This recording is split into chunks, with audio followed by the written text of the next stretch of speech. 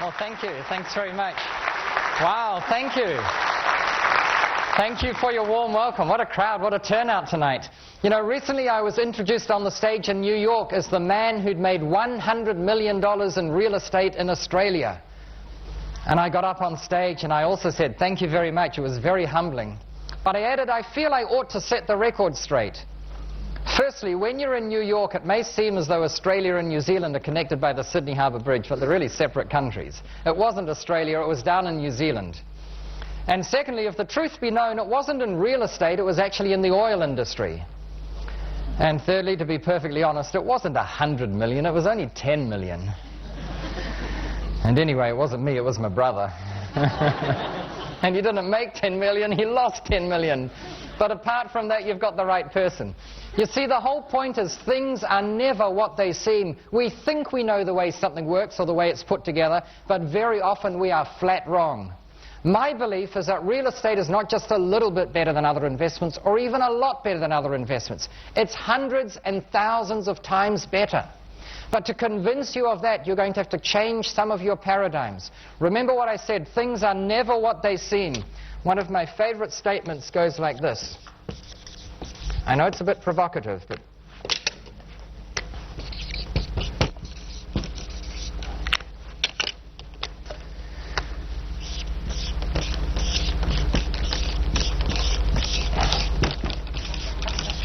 and there it is. Woman without her man is helpless. And I put that up there for a specific reason. The point is that things are never what they seem. If I ask you, what do McDonald's do? You all know that they make hamburgers, right? And it's true, they do make hamburgers. But making hamburgers is incidental to McDonald's operations. What McDonald's do is very clever. They go around the world and always buy up pieces of land on the left-hand side of the road leaving town for those countries that drive on the left, and on the right-hand side of the road leaving town for those countries that drive on the right. The reason why they do that is when you're driving home from work after a hard day at the office and you suddenly remember you haven't bought any groceries, what on earth you're going to do for dinner, you can see the McDonald's sign and say, oh, I'll just pull off the road and buy takeaways rather than having to cross the peak hour traffic. So they buy pieces of land on that side of the road, they pull down whatever's there, they put up a fancy glass structure, slap the big yellow M on it, and then they do three very clever things. Firstly, it's true that they sign up their franchisees for a high upfront fee. That's smart on McDonald's part. And secondly, it's true, they have a contract such that every hamburger sold results in a commission coming back to McDonald's. Also very smart. But thirdly, and most importantly, McDonald's signs its tenants up on long-term leases. McDonald's owns just about every property that they operate out of. McDonald's is the world's biggest and swishest real estate company. You've all had a chance to read this. Could I have a show of hands, please? How many of you agree with the statement? And you're brave enough to admit it. All right, well, you came without your spouse, and you arrived on your own. All right, thank you. How many of you disagree with it? Oh, folks, we've got a turnout that is hopeless. We've got to backtrack here for a moment. What is the opposite of love? Hate, you all say. The opposite of love is not hate. The opposite of love is indifference. It's where you're indifferent about something. The worst thing you can ever be called is a nice person, because the word nice is an acronym for nothing inside me cares enough about you to have an opinion. You're nice. I'm telling you, if you want to be successful as a real estate investor or as anything else, you can't be indifferent. You've got to have an opinion. If you don't have an opinion, how will you make a decision? If you don't have an opinion as to whether it's a good deal, you'll never buy it. You're allowed to have an opinion. Doesn't matter if your opinion clashes with that of the person sitting next to you. Have an opinion. Be willing to make mistakes. The people who never make mistakes never learn. Those who make mistakes often learn very fast. So having said all of that, could I please have a show of hands? How many agree with the statement, woman without a man is helpless? Thank you. That's quite a good turnout. And now, how many disagree with it? All right, thank you. That's most of you. Well, that's very interesting to see. What I want to do now is take this pen again and just put a couple of marks on this paper. I'm going to put a comma down here. Oh, no, I'm going to put a colon here, actually. And how about a comma here?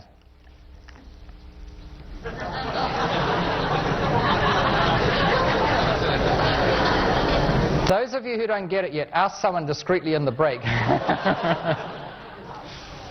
Can you see how by adding 3 little marks to this piece of paper, we have completely changed the meaning of it? How many of you now agree with this statement? Oh, look at that. Have I redeemed myself, madam? Thank you.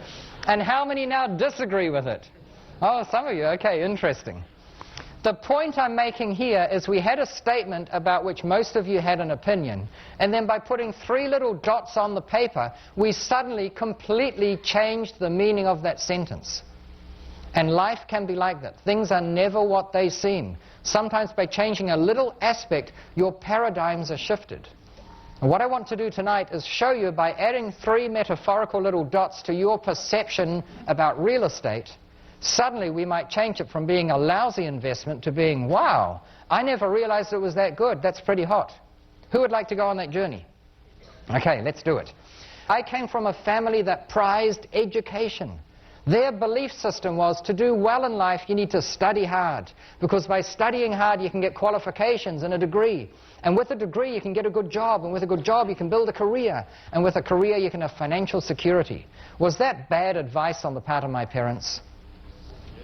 Well, it wasn't for them, right? They did to the best of their abilities. They tried to give us the tools we needed. It's the sort of education that they would have wanted to have. So from their perspective, it was great advice. So it was without much thinking that I went off to university.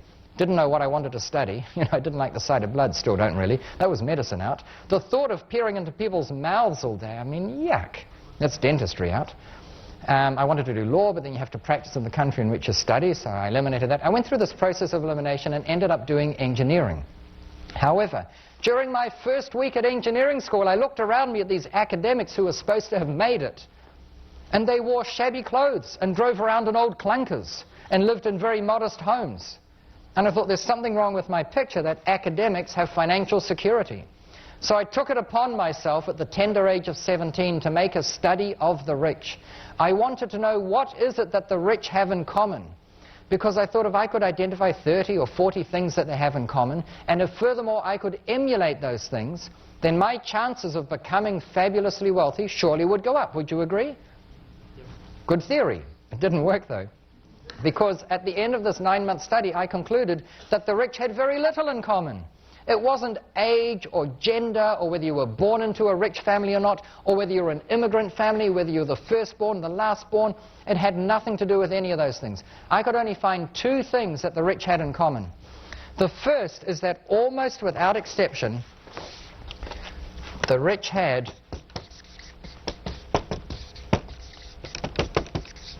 integrity. In other words, their word was their honor. If they said they were going to do something, they did it. Now here's a secret I learned about integrity long after my 9-month study at the age of 17. Integrity is not genetic. Do you hear what I'm saying? If you don't like the level of integrity that you've got, you can change it in a heartbeat. Just make the commitment to be more true to your word. And I'm telling you, your financial future will change. The second thing that the rich had in common, almost without exception, is that they either made their money or they held their wealth in property.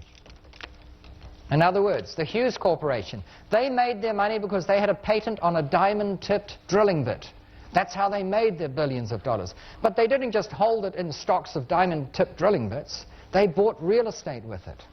So the rich either made their money or held their wealth in real estate. That's why I decided at 17, that's what I want to get into.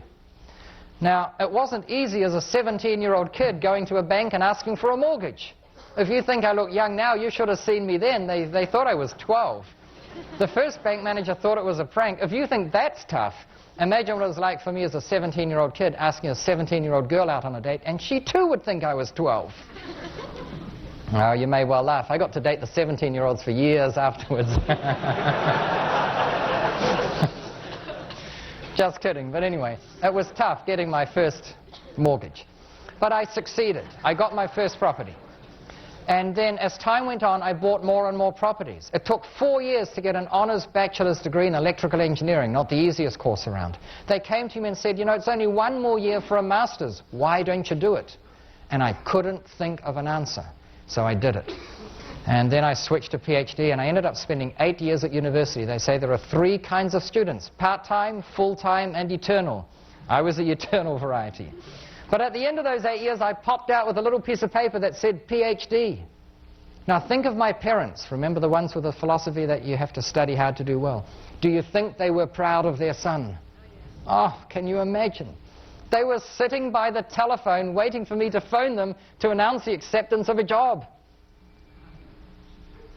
And I had a couple of interviews. I remember going to one interview where they seemed impressed. They said, well, we want to take you on. We'll offer you a salary of $32,000. Now, before you scoff at that, back then, $32,000 was a handsome salary.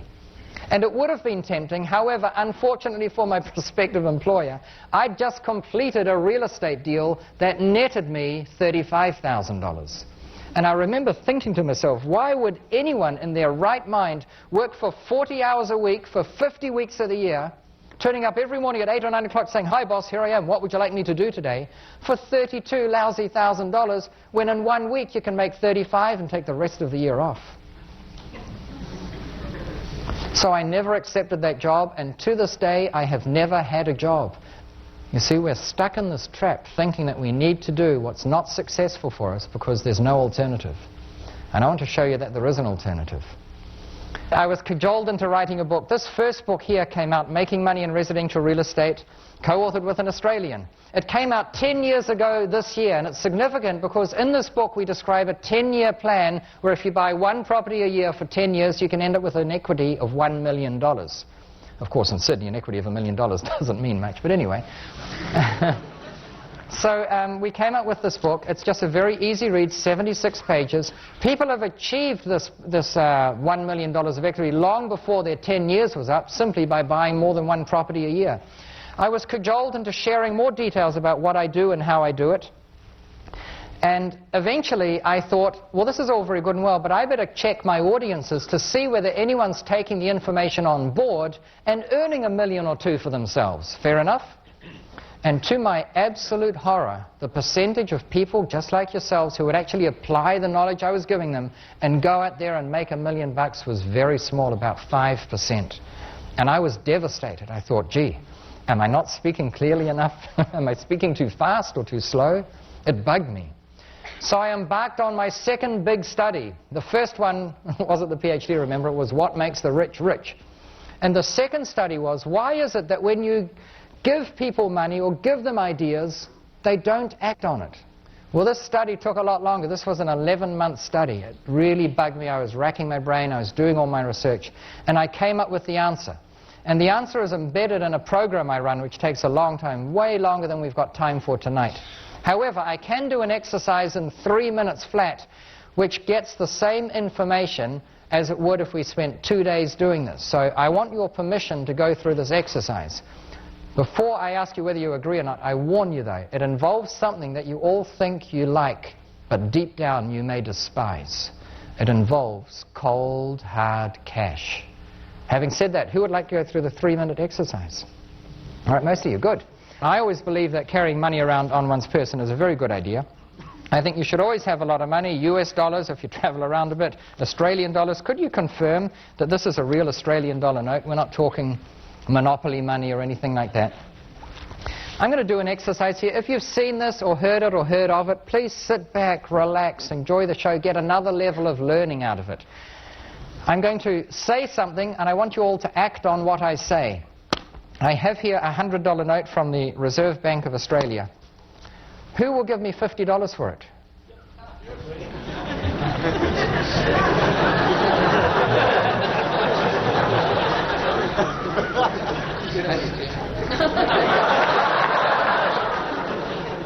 You sure? Are you going to give it to me? Yes, right? Is this a real note? Seems to be, all right. What's your first name? David. David. Congratulations, David. Let's give him a big hand.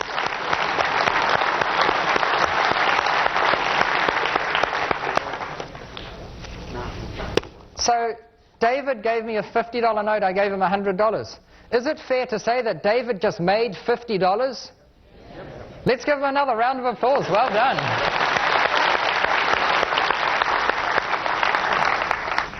So similarly, is it fair to say that I just lost $50? You're all saying, what a fool. But do it again, I'll know to act different this time. Did I lose $50 though?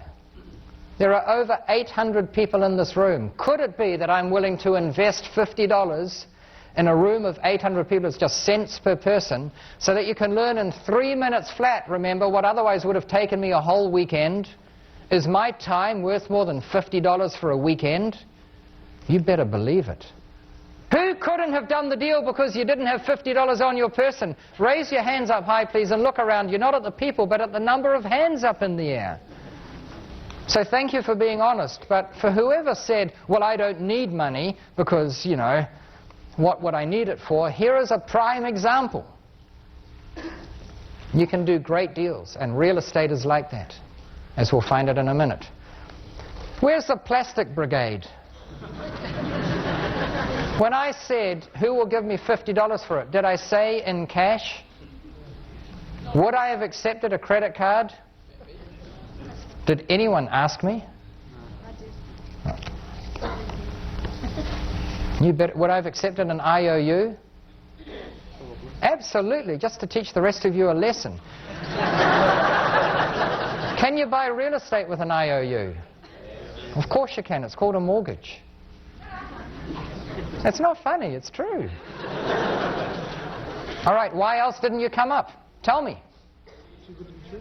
Too good to be true. Who thought it was too good to be true? Well, thank you very much. After I go to all this effort to talk about integrity, you think I'd go up there and say, who would give me $50 for this thing? Just as you come up, I say, nah, nah, nah, nah, nah. Thank you very much for your faith and confidence. Just because a deal sounds too good to be true doesn't mean to say that it is. It may be. Check it out. But if you don't check out deals that sound great, by definition you will be limiting yourself to those deals that are so lousy, those deals where the returns are so low, they're bound to be real. And I hope you all realize that this exercise has absolutely nothing to do with a lousy $50 inside this room tonight.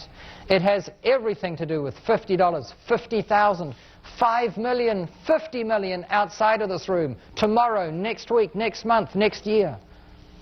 Because in all probability, the way you reacted to this exercise is the way you react to real deals in real life. I don't have the money. I don't need it anyway. It's probably a prank. Sounds too good to be true. They wouldn't take an IOU. Not even worth asking. Oh, someone else has got the deal. Look, there's someone fluffing around at that, you know, wherever it is. I want you to think about that. What's holding you back? What stops you from going out there and doing those deals? And it all has to do with belief systems. This is what my study showed me. That we're all brought up believing certain things. You go to one of your parents and say, hey, Mom or Dad, I want a bicycle. And they say, well, what do you think, kiddo? That money grows on trees. We've all heard that, right? Or we're told money is the root of all evil. All right, and in fact, the actual saying was, for the love of money is the root of all evil. But we all think money is associated with being evil. We're told that in order to make money, you must have money.